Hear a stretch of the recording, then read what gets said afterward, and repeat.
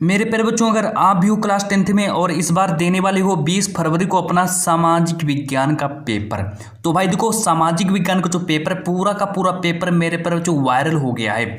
जैसे कि मैंने आप लोगों को बताया था कि 18 फरवरी को हिंदी का जो पेपर होगा बिल्कुल सेम यही वाला पेपर आएगा। तो मेरे प्यारे बच्चों हिंदी का वही पेपर आया था जो मैंने आप लोगों को बताया था। एक भी प्रश्न मेरे बच्चों हिंदी का मैंने बाहर नहीं किया था और हिंदी का जो जो मैंने पेपर बताया मेरे बच्चों बिल्कुल सेम वही पेपर आया था। और आज मैं आप लोगों को वो पेपर बताने वाला हूँ। मैंने यहाँ पर आप लोगों को 100% गारंटी और यहाँ पर मैं आप लोगों से चैलेंज भी लेता हूँ कि 100% आप लोगों से मैं वादा भी आप लोगों से कर सकता हूँ और गारंटी पूर्वक मेरे को यही वाला पेपर आप लोगों का 20 फरवरी को पूछा जाएगा, है ना। जैसा मैं आप लोगों को बताऊंगा इस पेपर के जैसे भी प्रश्न होंगे सारे के सारे प्रश्न यही वाले आप लोगों के फंसने वाले हैं। बस आप लोगों को अपना कोड वगैरह याद कर लेना, पेपर देने जाना, कोड अपना देख लेना कि ये 822 OAR का पेपर है। और ये अगर 822 OAR का पेपर है तो समझ लें पेपर आप लोगों का लीक हो गया है। लीक तो मेरे जो 100% मैंने कर ही दिया है। बस आप लोगों को अपना पूरा पेपर समझ लेना है और चले जाना पेपर देने। और मैंने आप पेपर पूरा कन्फर्म कर दिया है, बस जाओगे और बिल्कुल इस पेपर के जैसे जैसे प्रश्न हैं सारे के सारे प्रश्न वैसे ही OMR शीट में लिख देना। और मैं आप लोगों को पूरा का पूरा पेपर सॉल्यूशन भी बताऊंगा क्योंकि ये आप लोगों का 20 फरवरी का वायरल पेपर है। आप देखो सबसे पहले क्या करना है कि आप लोगों का 70 में 70 नंबर भी पक्का हो जाएगा, है ना। इस बात का गारंटी मेरे ऊपर है। अब आगे देखो फिर मैं आप लोगों को बताऊंगा भाई 20 नंबर यहाँ से देखो फिर मैं आप लोगों को पक्का कराने वाला हूँ। या देखो आप लोगों का सबका देखो नोट करके दिया है कि प्रारंभ के 15 मिनट परीक्षार्थियों को प्रश्न पत्र पढ़ने के लिए निर्धारित है। पेपर देने जाओगे भाई 15 मिनट तक आप लोगों को पेपर को पढ़ना पड़ेगा। निर्देश नंबर 1 कहता है, निर्देश देखो सारे निर्देश देख लो कि सभी प्रश्न करना अनिवार्य है। देखो आप लोगों का जो सामाजिक विज्ञान का जो पेपर होगा भाई इसके सारे के सारे प्रश्नों के उत्तर लिखने पड़ेंगे, है ना। भले ही आप लोगों को उसका उत्तर नहीं याद है लेकिन फिर भी आप लोगों को सभी प्रश्न करना अनिवार्य है ना। कुछ ना कुछ आप लोग भाई लिखना पड़ेगा, कुछ ना कुछ तो लिखो भाई उसमें, है ना। अब देखो आगे कहता है प्रश्न निर्देश नंबर 2 कहता है कि यह प्रश्न पत्र 2 खंडों खंड आ तथा खंड बा में विभाजित होने वाला है। निर्देश नंबर 3 कहता है कि खंड आ में एक अंक के 20 बहुविकल्पी प्रश्न हैं, एक अंक के 20 बहुविकल्पी प्रश्न हैं जिनका उत्तर हमको OMR शीट पर देना है। इतना करने के बाद फिर आगे देखो इरेजर और व्हाइटनर भाई आप लोगों को नहीं ले जाना है, इरेजर व्हाइटनर का प्रयोग नहीं करना है। अब यहाँ पर देखो निर्देश नंबर नेक्स्ट कहता है कि प्रत्येक प्रश्न के लिए निर्धारित अंक उसके सम्मुख अंकित हैं। अब देखो आगे यहाँ पर भाई आप लोगों का पेपर अब मैं पूरा सॉल्यूशन के साथ बताने वाला हूँ। बिल्कुल मेरे पर जो गारंटी है, मेरी गारंटी लेता हूँ, 100% गारंटी लेता हूँ।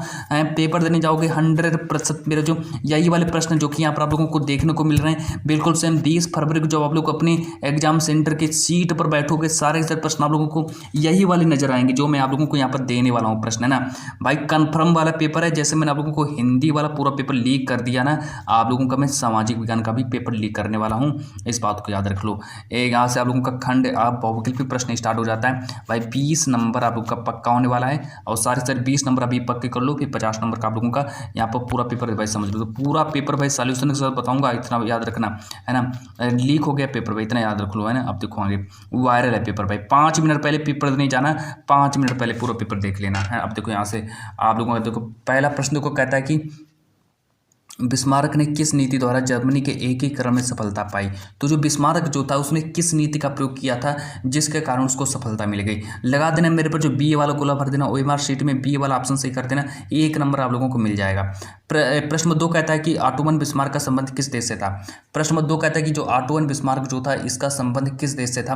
तो इसका देखो राइट आंसर जो हो जाएगा, इसका राइट आंसर हो जाएगा जर्मनी। जर्मनी मेरा राइट आंसर हो जाएगा। प्यारे बच्चों आप लोगों को बी ऑप्शन सही करना है। आगे देखो अगला देखो मेरा प्रश्न 3 देखो कहता है कि महात्मा गांधी अफ्रीका से वापस कब लौटे थे। जो महात्मा गांधी जो थे ये अफ्रीका से भाई कब वापस लौटे। तो महात्मा गांधी जो थे अफ्रीका से सन 1915 ईस्वी में वो अफ्रीका से वापस लौटे थे, है ना। तो आप लोगों को सन 1915 को याद रखना है। तो महात्मा गांधी जो थे ये सन 1915 में अफ्रीका से वापस लौटे थे। अब आगे देखो अगला देखो प्रश्न देखो क्या कहता है। प्रश्न नंबर मेरा 4 कहता है कि प्रथम विश्व युद्ध कब प्रारंभ हुआ था। प्यारे बच्चों 1 नंबर का आ जाएगा कि जो प्रथम विश्व युद्ध जो हुआ था वो कब प्रारंभ हुआ था। देखो आप लोगों का पेपर जो है ये जो आप लोगों का जो पेपर है या जो प्रश्न नंबर 4 का जो राइट आंसर हो जाएगा भाई आप लोगों का ये ऑप्शन सही करेंगे। 1914 में प्रथम विश्व युद्ध का प्रारंभ हुआ था। आगे देखो अगला देखो प्रश्न नंबर 5 देखो क्या कहता है। प्रश्न नंबर 5 कहता है कि निम्नलिखित में से कौन सी मृदा चाय की खेती के लिए सबसे अच्छी मानी जाती है। तो भाई चाय की खेती के लिए सबसे अच्छी मृदा कौन सी मानी जाती है। 1 नंबर का देखो आ जाएगा, है ना। तो भाई चाय की खेती के लिए सबसे अच्छी मृदा कौन सी है। तो पेपर देने जाना आप लोगों को पर्वतीय मिट्टी को सही करना है। तो पर्वतीय मिट्टी इसका राइट आंसर हो जाएगा। पर्वतीय मिट्टी मेरा राइट आंसर हो जाएगा। प्रश्न नंबर 6 देखो हमसे कहता है कि काली मृदा जो होता है, काली मृदा का निर्माण भाई कहाँ से होता है, काली मृदा का जो निर्माण जो होता है कहाँ से होता है, तो एक नंबर का देखो आएगा, ए ऑप्शन दिए वायु से होता है, बी ऑप्शन दिए नदियों से होता है, सी ऑप्शन दिए ज्वालामुखी विस्फोट से होता है, डी ऑप्शन दिए ग्लेशियरों से होता है। तो बताना है भाई जो काली मृदा का जो निर्माण जो होता है ये कहाँ से होता है। मेरे प्यारे बच्चों इसका सी ऑप्शन सही करेंगे, ज्वालामुखी विस्फोट, ज्वालामुखी विस्फोट को सही करेंगे, ज्वालामुखी विस्फोट मेरा राइट आंसर हो जाएगा कि काली मृदा का जो निर्माण जो होता है वो ज्वालामुखी विस्फोट से होता है। अब देखो अगला प्रश्न, देखो प्रश्न नंबर 7, प्रश्न नंबर 7 के बारे में बात करेंगे कि जब पुरानी जलोढ़ मृदा को किस नाम से जानते हैं। जो पुरानी जलोढ़ मृदा जो होती है भाई इसको किस नाम से जानते हैं, द्वार दिया है, खादर दिया, बांगर दिया है, क्या है भाई, इसका राइट आंसर हो जाएगा बांगर। तो यहाँ पर जो पुरानी जलोढ़ मृदा जो होती है, पुरानी जलोढ़ मृदा को हम बांगर नाम से जानते हैं, है ना। तो आप लोगों को बांगर को सही करना है। आगे देखो प्रश्न नंबर 8 कहता है कि भारत में प्रोजेक्ट टाइगर, जो भारत में जो प्रोजेक्ट टाइगर जो था इसकी शुरुआत कब की गई। तो भाई एक नंबर का आ जाएगा कि भारत में प्रोजेक्ट टाइगर की शुरुआत कब की गई।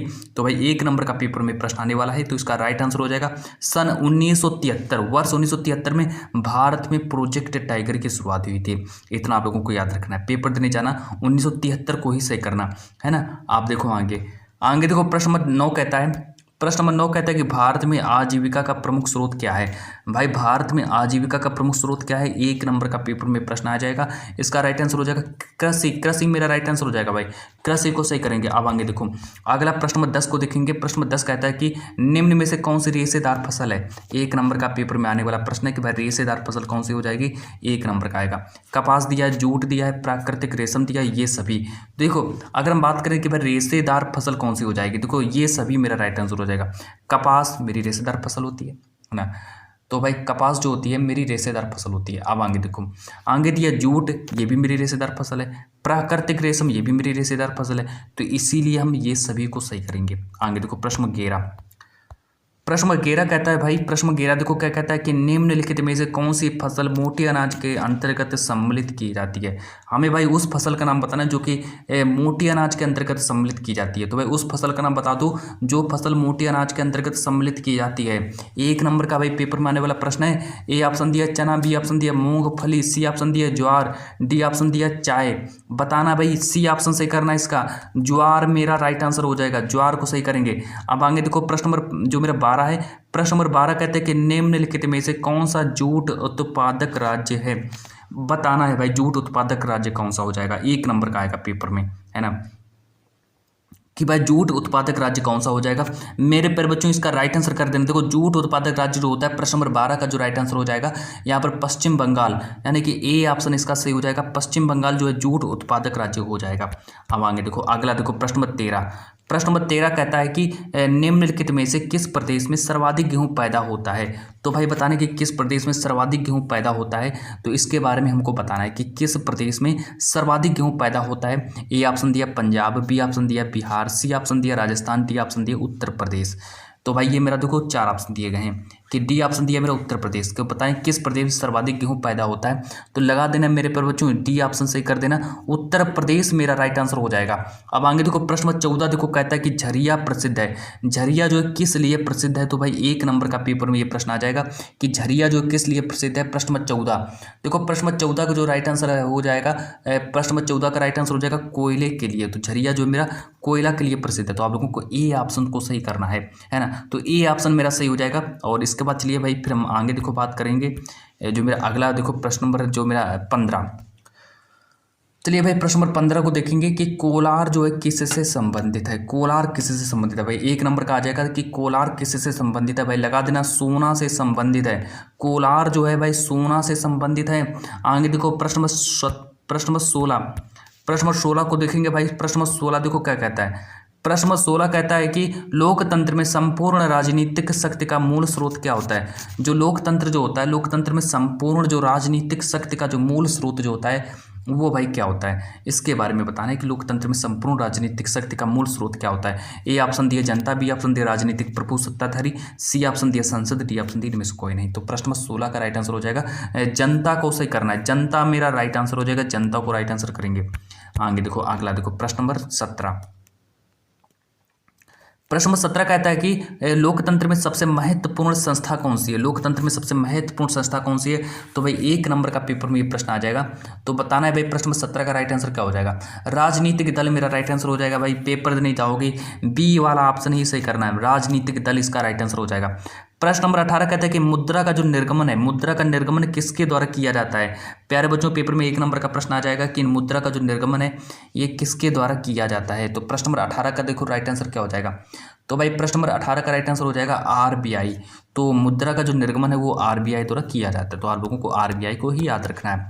और प्रश्न नंबर 19 को देखेंगे कि विश्व व्यापार संगठन, जो मेरा विश्व व्यापार संगठन जो है, विश्व व्यापार संगठन की स्थापना निम्नलिखित में से किस वर्ष की गई। तो विश्व व्यापार संगठन की स्थापना किस वर्ष की गई थी। तो प्यारे बच्चों 1 नंबर का आएगा। तो लगा देना मेरे पर जो 1995 को सही करना है। 1995 मेरा राइट आंसर हो जाएगा कि विश्व व्यापार संगठन की स्थापना 1995 में की गई थी। अगला देखो प्रश्न नंबर 20। प्रश्न नंबर 20 देखो कहता है कि राष्ट्रीय उपभोक्ता दिवस कब मनाते हैं, है ना भाई। राष्ट्रीय उपभोक्ता दिवस को कब मनाते हैं, लगा देना मेरे बच्चों 24 दिसंबर को सही कर देना। 24 दिसंबर सही कर देना। 1 नंबर एग्जामिनर आप लोगों को खुश होकर के देगा, इतनी मेरी गारंटी है। अब आगे देखो, आगे देखो फिर मैं बात करता हूँ खंडवा। यहाँ से स्टार्ट हो जाता है आप लोगों का, खंडवा स्टार्ट होता है, इसको भी देख लो भाई, है ना।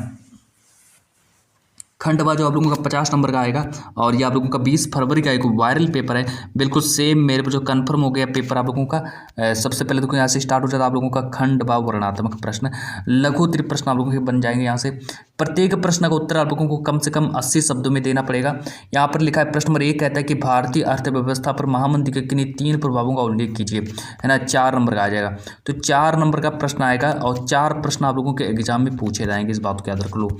आप देखो आगे, आगे देखो फिर एक अथवा करके दिया गया है। अथवा वाला देख लो कि भारतीय व्यापारियों पर औपनिवेशिक सीमाएं लगने के कारणों को स्पष्ट कीजिए।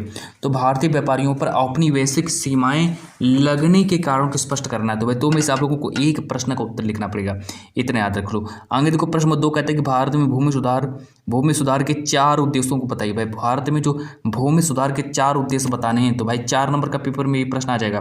फिर एक अथवा करके दिया गया कि भारत में भूमि सुधार के अंतर्गत लागू किए गए 2 कार्यक्रमों का वर्णन करो। तो भारत में जो भूमि सुधार के अंतर्गत जो 2 कार्यक्रम जो लागू किए गए थे, हमको वो 2 कार्यक्रम भी बताने पड़ेंगे, है ना। 2 कार्यक्रम बताओ और अपने 4 में 4 नंबर पक्के कर लो। अब आगे देखो अगला प्रश्न नंबर 3 देखो क्या कहता है। प्रश्न नंबर 3 प्यारे बच्चों कहता है कि लोकतंत्र में सत्ता की साझेदारी क्यों जरूरी है। जो लोकतंत्र में जो सत्ता की साझेदारी जो है वो भाई क्यों जरूरी है, कोई एक तर्क दीजिए, कोई एक तर्क दे देना और 4 नंबर आप लोगों को मिल जाएंगे। अथवा करके दिया गया कि केंद्र और राज्य सरकारों के मध्य सत्ता के बंटवारे को संक्षेप में स्पष्ट कीजिए। मतलब कि केंद्र और राज्यों के जो राज्य सरकारों के मध्य जो सत्ता का जो बंटवारा जो होता है उसको हमें स्पष्ट करना है। 4 नंबर का ये भी आ जाएगा। अब देखो अथवा करके दिया गया है कि राष्ट्रीय विकास के प्रमुख विशेषताओं को बताइए। प्राथमिक क्षेत्र किसे कहते हैं, इसकी प्रमुख गतिविधियों को भी बताना है। तो भाई ये भी देखो अथवा करके दिया गया है। ये देखो इन दोनों प्रश्नों को तैयार कर लो। तो चलिए भाई देखो अब हम यहाँ से स्टार्ट करते हैं वर्णनात्मक सेकंड। देखो वर्णनात्मक सेकंड में क्या होगा कि हमसे यहाँ पर वर्णनात्मक सेकंड में 6 प्रश्न यानी कि 6 नंबर के 4 प्रश्न पूछे जाएंगे। तो वो देख लो भाई 6 नंबर के 4 प्रश्न कौन से आने वाले हैं, तो इनको देख लो। सबसे पहले देखो हम बात करेंगे विस्तृत उत्तरीय प्रश्न जो कि यहाँ पर आप लोगों के सामने दिए गए हैं। सबसे पहले देख लो यहाँ पर पहला प्रश्न है कि मेरा भारत के स्वतंत्रता संघर्ष में सविनय अवज्ञा आंदोलन के महत्व का वर्णन करो। तो भाई हमें उनके महत्व का भी वर्णन करना पड़ेगा। इतना सब कुछ करने के बाद फिर भाई हम आगे देखो बात करते हैं कि अथवा करके दिया गया है कि भारतीय समाज सिर्फ जाति पर आधारित वर्णन कीजिए। तो मेरा भारतीय समाज है सिर्फ और सिर्फ जाति पर आधारित इसका वर्णन करना है। इसके बाद देखो फिर मैं आगे आप लोगों को ले चलता हूँ। इसके बाद देखो फिर मैं यहाँ से बात करता हूँ कि प्रश्न नंबर 2 कहता है कि प्राकृतिक संसाधन से आप क्या समझते हैं, भारत के किसी एक प्राकृतिक संसाधन का वितरण तथा महत्व बताइए। तो 6 नंबर का आ जाएगा। अथवा करके देखो दिया गया है यहाँ पर देखो कि बहुउद्देशीय नदी घाटी परियोजना से आप क्या समझते हैं, उनके 4 उद्देश्यों पर प्रकाश डालिए। तो भाई प्रकाश भी डालना पड़ेगा हमको, है ना। प्रकाश तो आप लोग डाल ही सकते हो।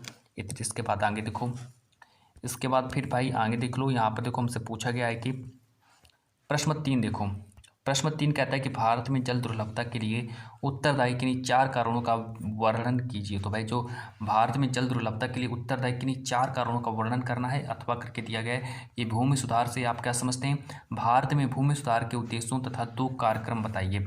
तो भाई उसके में 2 कार्यक्रम भी बताने पड़ेंगे, है ना। तो 2 कार्यक्रम आप लोग बता भी सकते हो, क्यों। आप चलो आगे देख लो भाई। यहाँ पर देखो प्रश्न 4 देखो क्या कहता है। प्रश्न नंबर 4 भाई कहता है कि 19वीं सदी के प्रारंभ में भारतीय बुनकरों की क्या समस्याएं थीं। पैर बच्चों 6 नंबर का आ जाएगा। अथवा करके दिया गया है कि यूरोप में मुद्रण के आगमन के प्रमुख विशेषताओं का संक्षेप रूप से स्पष्ट कीजिए। तो इस तरीके से मिलाकर आप लोगों का पेपर बन जाता है। फिर यहाँ पर देखो मेरा मानचित्र संबंधी प्रश्न दिए गए हैं। मानचित्र के बाद यहाँ पर देखो कहता है मानचित्र आप लोगों का 10 नंबर का मानचित्र कार्य भी पूछा जाएगा। यहाँ पर देखो लिखा मानचित्र संबंधी प्रश्न निर्देश करके दिया गया कि प्रश्न संख्या 9वीं तथा 9वीं जो मानचित्र से संबंधित है। 9वें करके दिया गया है कि निम्नलिखित स्थानों को भारत के दिए गए रेखा मानचित्र में चिन्ह द्वारा नाम से दर्शाइए। सही नाम तथा सही अंक करने के लिए 1/2 + 1/2 अंक निर्धारित है। सबसे पहले तो यहाँ पर बात करते हैं भाई। यहाँ पर दिया प्रश्न नंबर 1 कहता है कि जलियांवाला बाग हत्याकांड किस स्थान पर हुआ था। प्रश्न नंबर 2 कहता है कि उत्तर प्रदेश की राजधानी का नाम बताइए। प्रश्न नंबर 3 कहता है कि नील की खेती करने वाले किसानों ने किस स्थान से आंदोलन प्रारंभ किया था। इतना करने के बाद प्रारंभ किया है ना। ये तो हमारे 2 प्रश्न और दिए गए कि प्रसिद्ध स्वर्ण मंदिर कहाँ है और सर्वप्रथम पूर्ण स्वराज की मांग का प्रस्ताव कब पारित किया गया। अच्छा, इतना करने के बाद फिर आगे देखो ये 5 प्रश्न और दिए गए हैं। इनका आप लोग स्क्रीनशॉट कर लीजिए और चले जाइए पेपर देने, है ना। और पूरा पेपर छाप दीजिए। तो भाई चलिए पूरा पेपर मैंने आप लोगों को बता दिया है, कन्फर्म कर दिया है। और आज की इस क्लास को मैं यहीं पर समाप्त करता हूँ।